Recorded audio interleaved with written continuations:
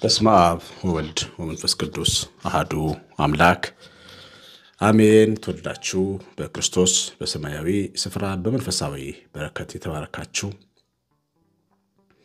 በእግዚአብሔር በጎ ሐሳብ በቅዱስ ፈቃዱ በሕይወት የምትኖሩ መስቀል ላይ በተሰቀለ ከድንግል በተወለደ በጌታችን በኢየሱስ ክርስቶስ ዕዳው የተከፈለለት ሕዝብ የሆናችሁ ብሩካን እግዚአብሔር ልጆች ሁላችሁ እንደምን ቆያችሁ? ሁሉን የሚችል አምላክ ጌታ ኢየሱስ ክርስቶስ ከሰማይ አባቱ ከአብና ከመንፈስ ቅዱስ ጋር የተወደደ የተመሰገነ ይሁን። የእግዚአብሔር ልጆች በቅዱስ መንፈሱ በቅዱስ አሰራሩ በድንቅ አሰራሩ የአባቶቻችን አምላክ እግዚአብሔር በዚህ ሱባኤ ስለ ልጆቻችን እንድንጸልይ በጎ ፈቃዱ ሆኗልና አሁን ትንሽ ሰዓት ለነሱ ጸልየን ወደ ትምህርታችን እንገባለን። አቤቱ ቅዱስ አምላካችን እግዚአብሔር ሆይ ሁሉን የምትችልና ሁሉን የምትገዛ የሰማይ አምላክ ክብር ምስጋና ይገባሃል። የሕይወት ባለቤት የክብር ባለቤት አንተ ነህ። ቢመስልህ የሌለ አንተ ነህ። ድንቅ አምላክ አንተ ነህ። የልጆቻችን ሰሪ አንተ ነህ። ልጆቻችንም ጌታ አንተ ነህ። የግልገሎቹ እረኛ አንተ ነህ። እነሆ ሕፃናት ታመው በየቤቱ ያሉ መናገር ያቃታቸው መራመድ ያቃታቸው መቆም ያቃታቸው ልጆች እንዲፈወሱ በኢየሱስ ክርስቶስ ስምህን እንለምንሃለን። ሁሉን የምትችል ሆይ ደግሞ ሌሎችም ሁሉ እንዲጠበቁ በቅዱስ መንፈስህ ከመጥፎ አሰራር ከበሽታ ከችግር ከተለያየ አይነት ነገር ከጠላት ጥቃት እንዲጠበቁ ስምህ ከለላ እንዲሆናቸው ደምህ እንዲሸፍናቸው ቅዱስ ፈቃድ ይሁን። ስለሰማሃን እናመሰግንሃለን። በጌታችን በአምላካችን በኢየሱስ ክርስቶስ በእርሱ ያለ ክብር ለአብ ለመንፈስ ቅዱስ ይገባል ዛሬም ዘወትርም ለዘላለም አሜን። የተወዳችሁ እንግዲህ ዛሬ ስለ ዮናታን ልብ ነው የምንማረው። መጽሐፍ ቅዱሳችንን ከፍተን ስናጠና ድንቅ የሆነ ታሪክ በመጽሐፈ ሳሙኤል ቀዳማዊ ምዕራፍ 23 ላይ እናገኛለን። እንግዲህ በዚህ ታሪክ ውስጥ ዮናታን ስለሚባል ስለ አንድ ወጣት የንጉሥ ልጅ ተጽፏል። በዚህ ምዕራፍ 23:16 ላይ ዮናታን የንጉሥ ሳኦል ልጅ ነው። አልጋ ወራሽ ነው። ንጉሱ ከሞተ በኋላ ዙፋኑን ይወርሳል ተብሎ የሚጠበቅ የሚገመት የሜልኮል ወንድም በጣም ቅን ልብ የነበረው ወጣት ነበር። አባቱ በተቃራኒው በጣም ስሜታዊ፣ ቁጡ፣ ማይታዘዝ፣ እግዚአብሔር ላይ የሚያምጽ የእግዚአብሔርን ካህናት የሚገድል ለክብሩ ምንም ነገር የሚያደርግ በጣም ደፋር ንጉስ ነበር ሳኦል። እግዚአብሔር እስራኤልን ለመቅጣት የሾመው ንጉስ ነበር። ከዛ ሰው ቤት ግን ከዛው ሰው ወገብ ግን ዮናታን የሚባል ደግሞ በጣም ቀና ሰው ተወልዷል እና የዳዊት የልብ ወዳጅ ነበር። ዳዊት ደግሞ ንጉስ ሳኦል በነበረ ጊዜ እግዚአብሔር ከአማሌቅ ጋር በነበረው ጦርነት ምክንያት ስላሳዘነውና ስለናቀው ሂድና የእሴይን ልጅ ዳዊትን ቀባልኝ ብሎ ሳሙኤልን ቤተልሔም ሄዶ ንጉስ ዳዊትን ቀብቶት የተቀባ ዳዊትና የነገሰ ንጉስ ሳኦል ነበር። ሁለቱም እንግዲህ አንዱ ሲሞት የሚተካ ዳዊት ነበር ማለት ነው በእግዚአብሔር በጎ ፈቃድ። በመንግስቱ ስርዓት ግን መተካት ያለበት ዮናታን ነው። ምክንያቱም ዮናታን የንጉሱ ልጅ ነው፣ አልጋ ወራሽ ነው። ዮናታን ግን ከአባቱ ይልቅ ዳዊትን እጅግ አብልጦ ይወድ ነበር። ዮናታን በአስገራሚ ልቡ የሚታወቅ ወጣት ነው። መጀመሪያ የአባቱ ክፋት ሕይወቱን ፈጽሞ ያላደፈረሰበት ሰው ነበር። አንዳንድ ቤተሰብ አንዳንድ ልጆች ከአባታቸው በጣም ብዙ ጥሩ መጥፎም ነገር ይማራሉ። ከእናታቸውም እንደዚሁ ይማራሉ። እናት አባታቸውን እየተመለከቱ ሕይወት እንደዚህ ነው ብለው የሚያምኑ በክፉ መንገድ የሚጓዙ በጣም ብዙ ወጣቶች አሉ። ዮናታን ግን በአባቱ መንገድ የማይሄድ እጅግ ተቃራኒ የነበረ ቅን ሰው ነበር። ይሄ አስገራሚ ነገሩ ነው። ማንም ወዳጅ እንደ አባት ቅርብ አይደለም፣ እንደ እናትም ቅርብ አይደለም። ሰውን ሊቀይር የሚችል ሊለውጥ የሚችል የሰውን ጠባይ ሊቀርጽ የሚችል ተጽዕኖ ያላቸው ናቸው አባት እናት። ግን ከእናትና ከአባት ተጽዕኖ በላይ ሆኖ መልካም መሆን፣ እግዚአብሔርን የሚፈራ ሰው መሆን፣ ቅን ሰው መሆን እንደሚቻል ዮናታን ያስተምረናል። የዮናታን ሕይወት ያስተምረናል። አባቴ ብሎኛል እናቴ በላኛለች ተብሎ ደም መላሽ የሚሆኑ ሰዎች አሉ። በቀል የሚበቀሉ አሉ። ሰው የሚያኮርፉ አሉ። ነገርን ሳያመዛዝኑ አብረው የሚፈርዱ የሚያጠቁ አሉ። አባት እናት ስላለ ብቻ ነገሩን እንዴት ብሎ መመርመር የማይችሉ አሉ። ዮናታን ግን እጅግ በጣም ቅን ሰው ነበር። አባቱ መንገዱ ሲሳሳት ተው ይለው ነበር። ልክ አለመሆኑንም ያስረዳው ነበር። አንዳንድ ጊዜም በግልጽ የአቋም ልዩነት ፊት ለፊት ይናገረው ነበር። በተለይ በዳዊት ጉዳይ ላይ ልክ እንዳለ የያዘውን አቋም ይናገር ነበር። ዳዊት ግን ለሳኦል ስራው መንግስት ጠላት ነበር። ንጉሥ ሳኦል ንጉሥ የሚሆነው ዳዊት መሆኑ ገብቶታል እና የሚጨነቀው ለልጁ ላይ ዮናታንም ጭምር ነው። ግን የሚሄድበት መንገድ በክፋት ነው። ዳዊትን በመግደል ዮናታንን ማንገስ ይፈልጋል። ዮናታን ግን በተቃራኒ የሚያስበው ሌላ ነው። የሚያስበውን ነገር ላሳያችሁ። ቅድም በጠቀስ ነው መጽሐፈ ሳሙኤል ቀዳማዊ ምዕራፍ 13:16 ላይ የሳኦል ልጅ ዮናታን ተነስቶ ወደ ዳዊት ወደ ጥሻው ስጥ ሄደ። እጁንም በእግዚአብሔር አጽንቶ የአባቴ የሳኦል ልጅ አታገኝምና አትፍራ፣ አንተም በእስራኤል ላይ ንጉሥ ትሆናለህ፣ እኔም ከአንተ በታች ሁለተኛ ሆናለሁ። ይህም ደግሞ አባቴ ሳኦል ያውቃል አለው።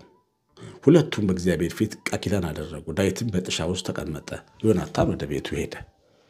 እንግዲህ ዮናታን ምን ያሰው እንደሆነ አያችሁ። ንጉሥ መሆን እንዳለበት ቢያምንም ሁለተኛ ሰው መሆን እንዳለበት ነው ግን የሚያምነው ከዳዊት ቀጥሎ።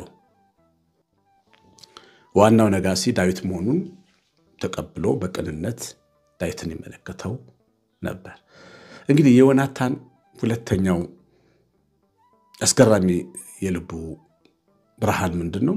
የእግዚአብሔርን ሐሳብ የሚቀበል ሰው ነበር። ከፍላጎቱ ከመሻቱም በላይ አባቱ ከእግዚአብሔር ሐሳብ ጋር ሲቃረን ምንም የማያውቁትን ካህናት ሲያሳርድ ነበር ዳዊትን አግዛቸዋል ብሎ። ንጉሥ ሳኦል እግዚአብሔርን ንቆት ነበር የሚኖረው። ልጁ ግን የእግዚአብሔርን ሐሳብና ፍቃድ ያከብር ነበር።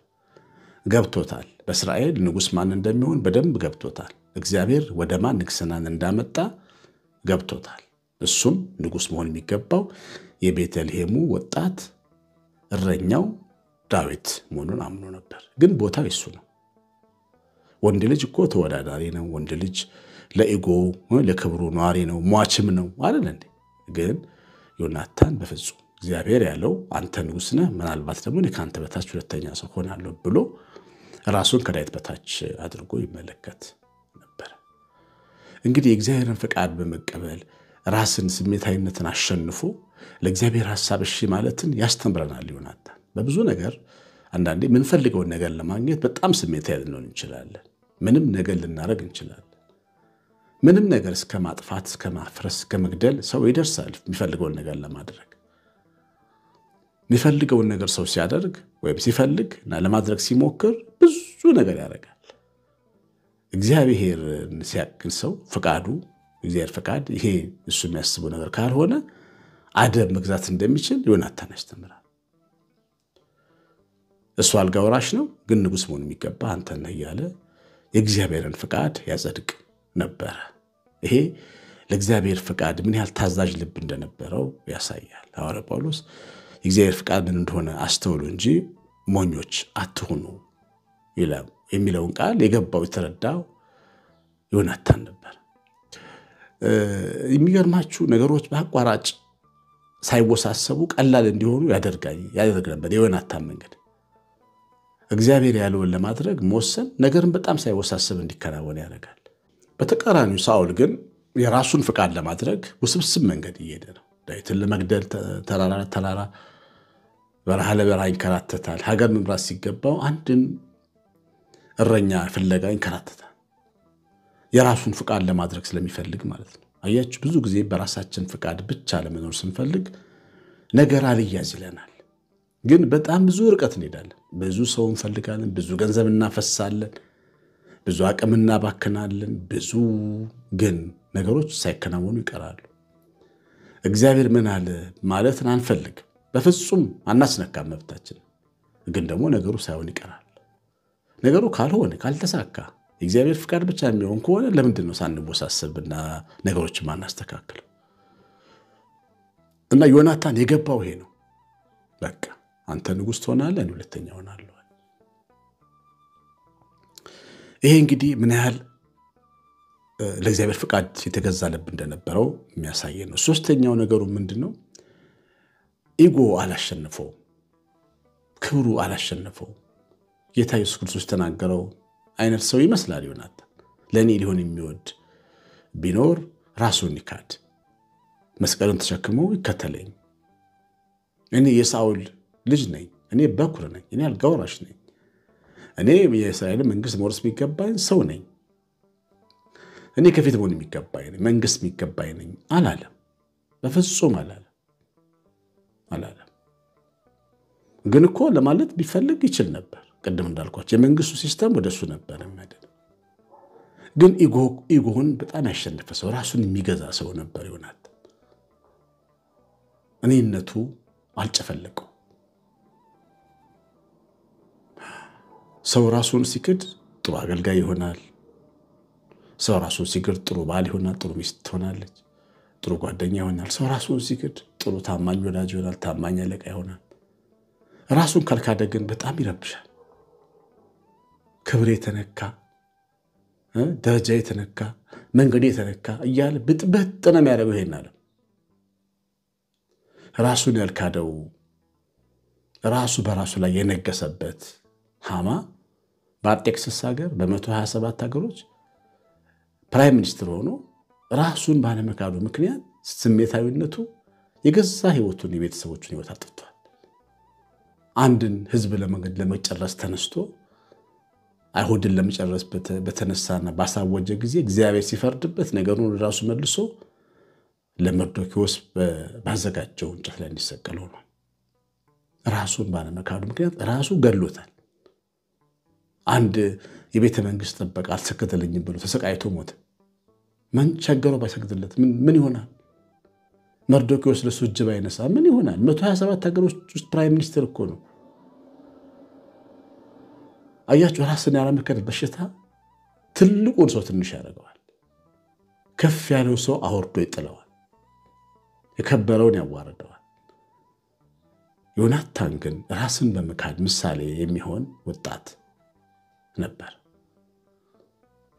ከኢጎ በላይ ለእግዚአብሔር ሐሳብ ራሱን እጁን ሰጠ።